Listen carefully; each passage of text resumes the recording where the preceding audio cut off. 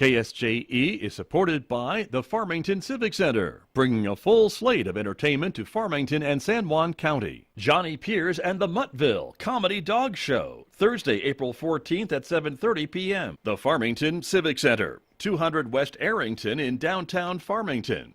Find out more online at fmtn.org/shows or 505-599-1148.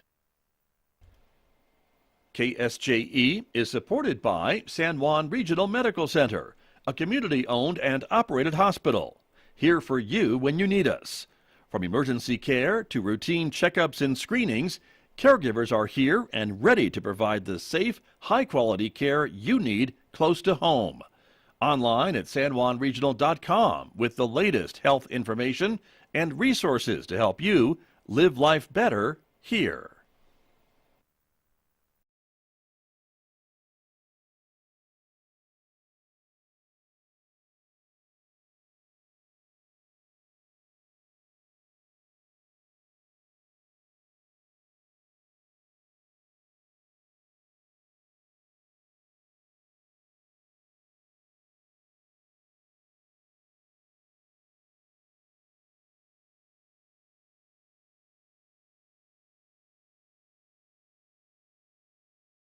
It is Thursday morning, the 14th day of April, 2022. Good morning, everyone. I'm Scott Michlin. Thanks for tuning in to KSJE 90.9 FM, over the air, of course, here in San Juan County, New Mexico, and soon to be back on the air in Durango, Colorado, 103.3 FM, so stay tuned for that, Durango fans. But you can also listen to us anywhere on the planet from our website, ksje.com.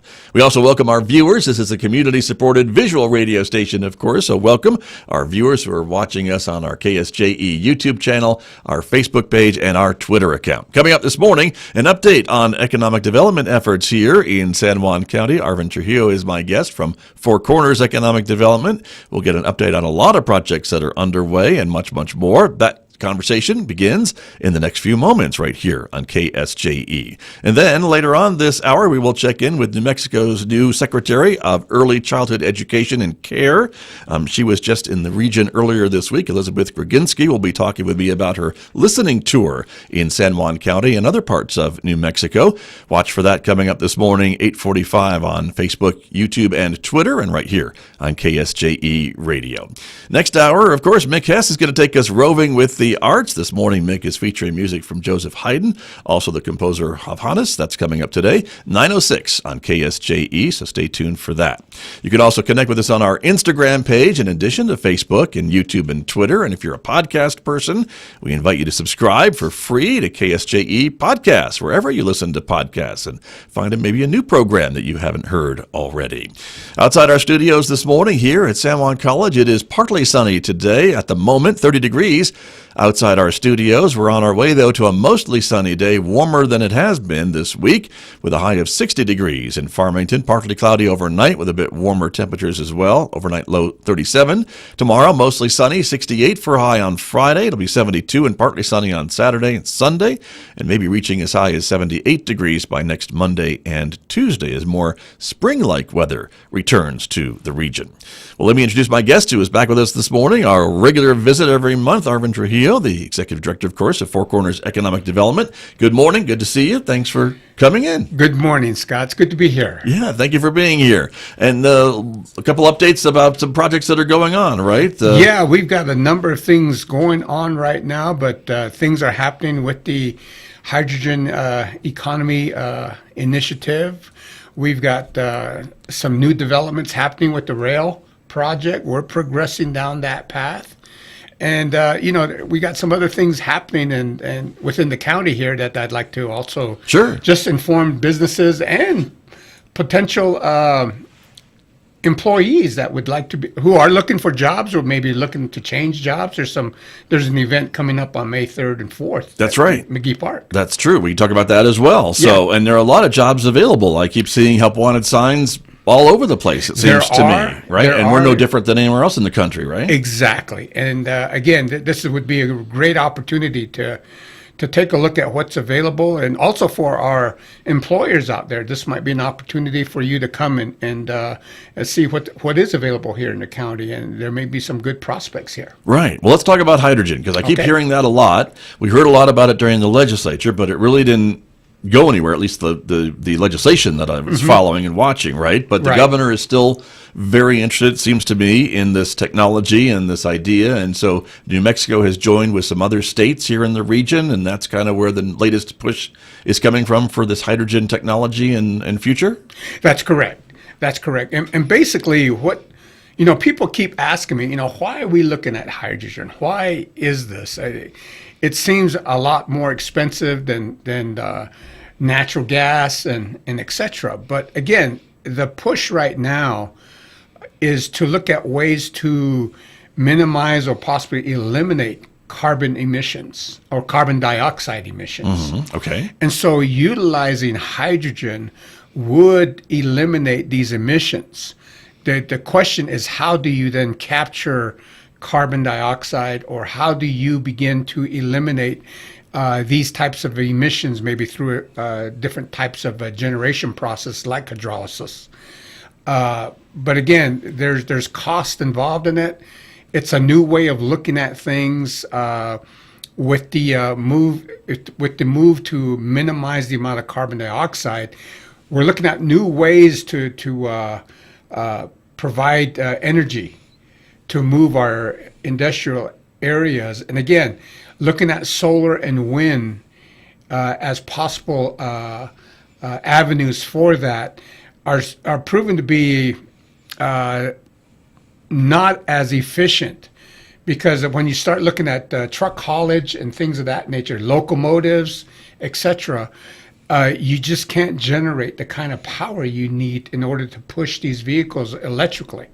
Not from solar and wind, is that what you mean? Right, utilizing solar and wind. Got you. Right. But utilizing hydrogen and utilizing fuel cells through that, this is beginning to show a lot of promise to be able to help with heavy transportation needs, Right. moving supplies and equipment.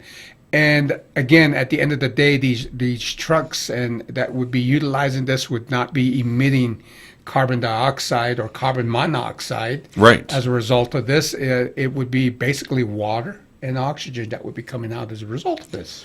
And that's what's so, I guess, innovative about this whole type of technology, right? And it's just so very different from what we're used to. Yes. Maybe that's why a lot of folks are maybe having a hard time wrapping their heads around it, like me, to kind of think of a world in the future where all the trucks are just emitting water, right? Exactly. And some other non-hazardous or non-carbon-based emissions, right? Right. And that's right. And the so again, idea. that's kind of what the industry, or really it's the government right now that's moving towards this direction because of global warming and because of climate change policies. And so this is an alternative that we're looking at right now. The government right now is willing to invest $9.5 billion towards this effort. And so that's where this Hydrogen Hub initiative has come about, because they're looking at generating a whole economy around hydrogen. Not only generation, but how do you transport this hydrogen? How do you, the electricity that would be generated from hydrogen, how would this also be transported? Looking at who would be using this power, who would be using hydrogen, in what forms and means would they be utilizing this? And then, how do we, as we're doing all of this, how do we continue to provide that necessary outreach to the public to help them understand this new way of fueling Right. America? Right. And so for an area like ours, this seems to be something that, as an economic development guy, we should be going after and have a seat at the table. And that's kind of your involvement in all this, correct? Well, yes, that's my involvement, because one of the feedstocks right now that we're looking at is utilizing natural gas to generate hydrogen. All of this comes down to basic chemistry. But Well, I'm out. I'm out. Sorry, but I'll pay attention. Okay. But yes. But we have the feedstock to generate hydrogen utilizing natural gas. We can be a large producer of hydrogen. We have the capabilities of doing that. We have the infrastructure in place. We have the electrical grid in place. We have plants. We have PESCO that's already developing a portable reactor that can transform natural gas into hydrogen. There's just a lot of things that we can do here. We've got a workforce that has the technical expertise looking at this type of industrial development. And don't we have, pardon me for interrupting you, but don't we have an MOU between San Juan College and Biotech, another hydrogen Yes. company, to help maybe come up with some curriculum and training for these types of workers, right? That's industry will need? Exactly. And I was coming to that. Sorry. Because, again, San Juan College is becoming a center of excellence, moving in this direction also. And so, again, there are a lot of components that we have here. We have Enchant Energy that's looking at how we can better capture carbon. They're doing research in that area. We have geology opportunities here to enhance our carbon capture capabilities here in the region. We have natural gas. We have drilling capabilities. A lot of these aspects are here, and so it's a matter of bringing those things together to really look at how do we look at this next energy development and initiative. Because before we were very much into coal, oil, and gas, but now we're looking at a new, and it's still energy, and it's still energy related. And so again, this seems to be a real opportunity for us today. Very good. I know there are critics of, like everything, right? There's critics about everything, it seems, and that's fair. They would say, but some of this technology is less efficient, and using natural gas to get hydrogen is maybe not the most efficient way of doing this. But I guess, again, if you've got it in the area, it makes sense to maybe try to use that as an economic driver for your workforce, for your population. I guess that's why it's part of the equation. Well, again, it comes back to really looking at how do you get to goals that are set in terms of climate change and carbon emissions. And right now, this seems to be a way that we can begin to transition towards that. Given the technology and given our capabilities as it is right now. Looking at strictly renewable processes are extremely expensive, extremely energy intensive. And so again, as we begin to move down this road, we may be able to develop new types of processes to achieve those goals, but we don't have them right now. And so again, everybody says we need to address climate change. This seems to be a good way to transition into that. And people need to remember that's kind of the goal behind this.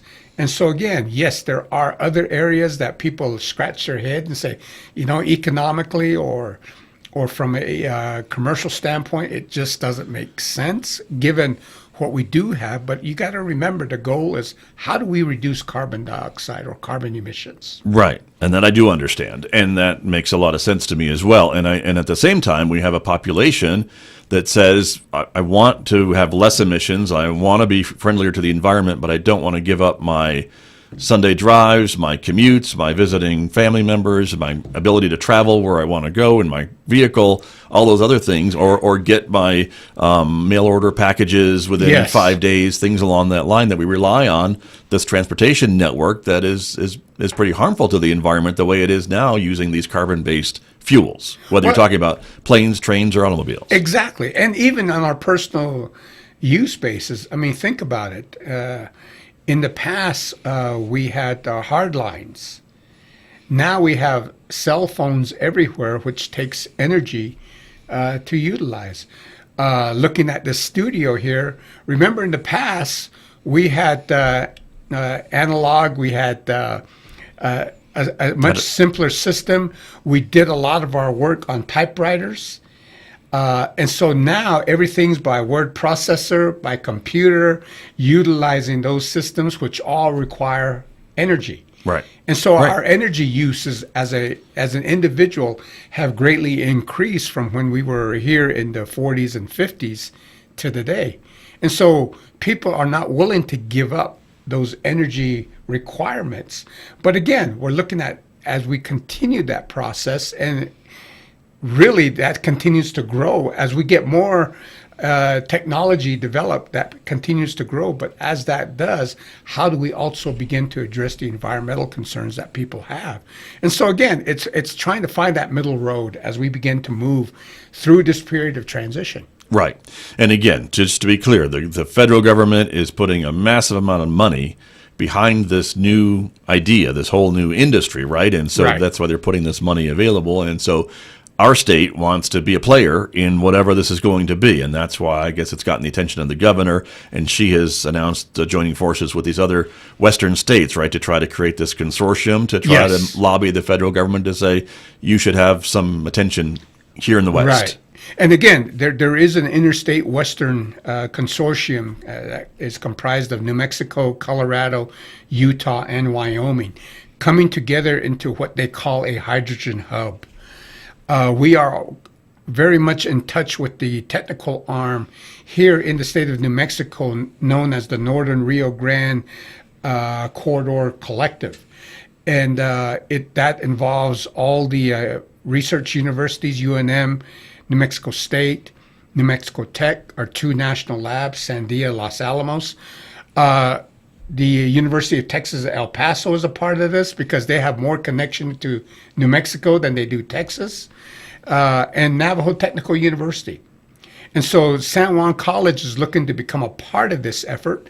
And so again, we're a part of that, bringing technical support to the decisions that are being made. And Four Corners Economic Development is working hard to inform people about all the different assets that we have here in San Juan County, as well as the Four Corners region, and how we could really help the state of New Mexico really become an active participant in this hydrogen economy as it begins to develop. Right.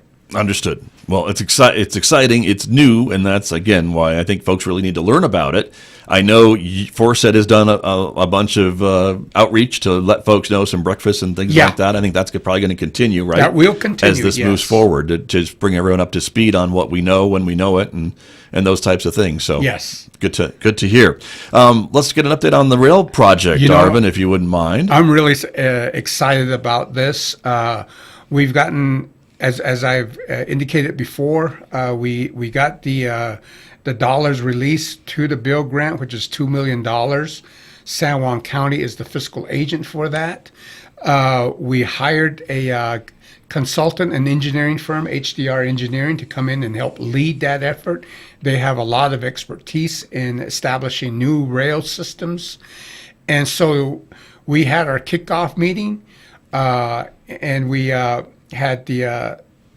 our engineering firm, we had the county and key stakeholders in the county, we had the federal government through the Federal Railroad Administration, we had New Mexico Department of Transportation, all involved in that meeting. So right now, a work plan has been developed looking at how we want to proceed on two fronts. One is looking at the actual project itself. Where's the transloading location going to be? Where's the railroad route going to be? Where do we tie into the BNSF rail line? What will right-of-way and compliance issues take? What kind of cost are we looking at? All that is one aspect of one plan. But another plan is the outreach, communicating what we're going to be doing and how we're going to be doing it here in San Juan County, both with the non-tribal as well as the tribal communities along the way. Because again, we want to make sure people understand what we're doing, how we're doing this, why it's important, and how, and more importantly, how can they take advantage of this new type of development. Right. And so again, these work plans are before the federal government now. We're anticipating those work plans to be approved within the next couple of weeks, and then we're going to start working. So we're really excited about everything coming together now, and we're actually beginning to see movement. You were talking about these economic briefings that we have, breakfast briefings that we have. Sometime in the near future here, we're looking to have one dealing specifically on the rail project so that we can inform people where are we at right now, what are we planning on doing, how is this all going to transpire. So again, we're really excited about how this is proceeding. Very good. Well, as we say in this business, stay tuned, everybody, for news about that. And is it possible there may be multiple options for the route of the rail line from this study that's being done? We kind of anticipate that, Scott, because there has been some initial studies that were looked at. There was one that was really pushed that was looking at the transloading location on the Nappy property, kind of following 371 all the way up to Thoreau. But again, what we've done in our proposal is we've gone to the engineering firm and then we said anywhere between Highway 371 and Highway 491. Take a look at what we've got there and what makes the best sense for a route. And again, there's a number of factors that will have to be taken into consideration. Sure. On this, you're looking at costs, you're looking at topography, you're looking at right-of-way issues, you're looking at compliance issues along the way. So all of these factors have to be taken into consideration. And we hope to have at least 2, maybe 3 possible routes that we could look at. And from there, having a recommended route that we would like to take a look at. But again, it would be good to have 2 or 3 so that way if something does happen to the preferred route, you have other routes that you can turn to and say this is what we want, may have to go to as a result of our efforts. Right. And of course the tribe is definitely a big player in this as well. They're every step of the way, aren't they? The tribe is a tremendous player because we have, no matter which direction we go going south, we have to go through the Navajo Nation. Right. And they're on board, right? I mean, they've been very supportive in all these efforts thus far. Yes, because you wouldn't have gotten this far. Not only have they been supportive, but the fact that we worked hard to get an MOU between the county and the Navajo Nation to support the development of a rail has been very instrumental in really getting past some of the past barriers that we had before. And so we're both on track right now to see this, and we really want to see this come to fruition. So we've got a lot of people really looking at this now. That's exciting. It's exciting. I know, and it's expensive. I get that, and it's a long-term project. This isn't going to happen overnight. As much as I wish, as I mentioned before, we're going to be ready for the golden stake moment, but not yet.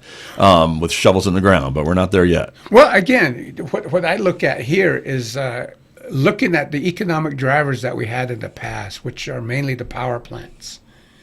Those took about 10 years, 11 years of development before that first shovel was turned over and they started construction.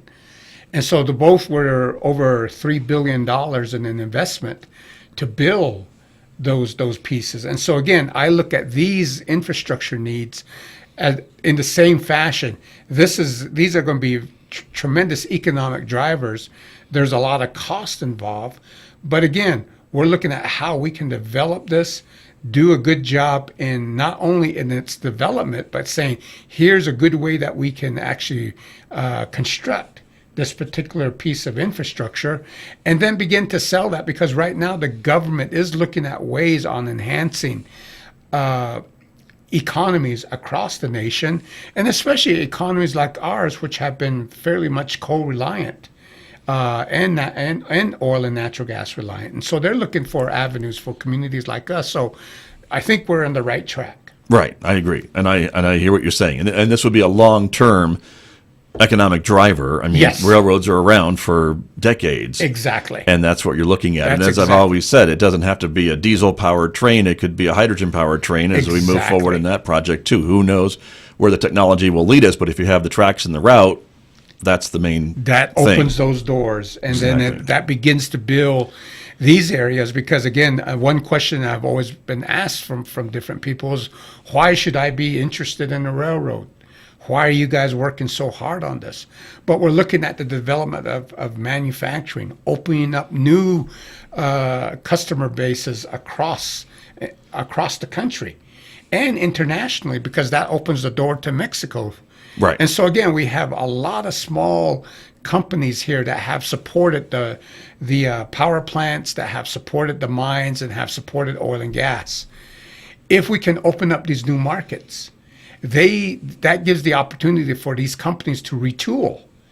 they can then produce widgets and et cetera for new markets across the nation, which in turn is a trickle-down effect, because as you begin to develop that and bring in new manufacturing, new industry, expanding our current work sites and et cetera, then that opens the opportunities for retail, service-related businesses, and it just begins to grow. Very true. Very true. Well, very exciting. Thank you for the update. Before we run out of time, just a couple of minutes remaining, but you mentioned a big job fair happening in early May, which is just a couple of weeks away now, out at McGee Park, right? That's correct. A state event. Yes, Workforce Solutions is coming in, and they're going to be holding a career fair at McGee Park at the Convention Center on May 4th. They're going to have a number of employers there. I think right now they've got up to 12 employers who have committed to come to the fair. I would like to stress to different companies, if you're interested in this, you can call us at Four Corners Economic Development. Our website is www.4cornersed.com. We would gladly connect you with folks with Workforce Solutions who are putting this work fair on. And again, this is an opportunity both for employers and people who are looking for jobs. Right. We want to make those connections, and Workforce Development wants to do that. And for you employers, the new Secretary for Workforce Solutions, Mr. Ray Cerna, is also coming, and he will be here May 3rd. And the evening of May 3rd, also at McGee Park, I believe it starts at 5 p.m., he'll be there introducing himself, explaining what they do have with Workforce Solutions, and questions involving some new things that are happening within the department, as well as some of the tax ramifications and some of the things that are happening within the state of New Mexico. So if you're interested in listening to our new Workforce Solutions Secretary, please come by and join the group as we listen in and learn from him and his staff, and then the next day you can join in on the career fair that will be happening. Very good. Well, it's going to be a big event, right? Because they're going to bring in folks from all over, as you said. So that's going to be a big thing. And I know they've reached out to us, so we'll be talking more about that on this program in the weeks to come. So that's good news as well. Great. Very good. Arvin, thanks for coming in this morning. Always appreciate it. Well, it's great to be here, Scott, and really looking forward to the wind stopping and spring coming on board, and really going forward with a lot of our initiatives. Very true, very true. That's Arvin Trujillo, the Executive Director, of course, of Four Corners Economic Development, my guest this morning right here on KSJE.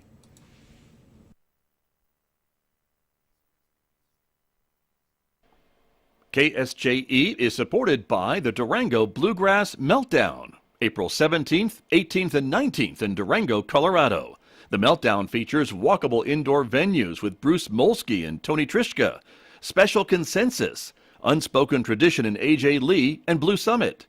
There'll be an old-time barn dance, band contest, workshops, jamming, and bluegrass in downtown bars. Find out more at DurangoMeltdown.com.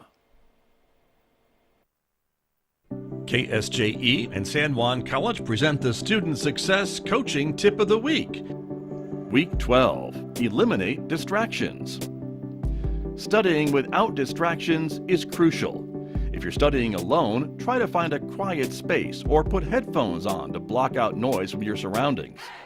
If you're in an area trying to study and it's just not working out, relocate. It might be frustrating to have to pick up and move, but it will be worth it once you're in a good environment. Consider putting your phone on silent or vibrate. You can always respond to your messages after your study session. The Student Success Coaching Tip of the Week, presented by KSJE and the Student Achievement Center at San Juan College.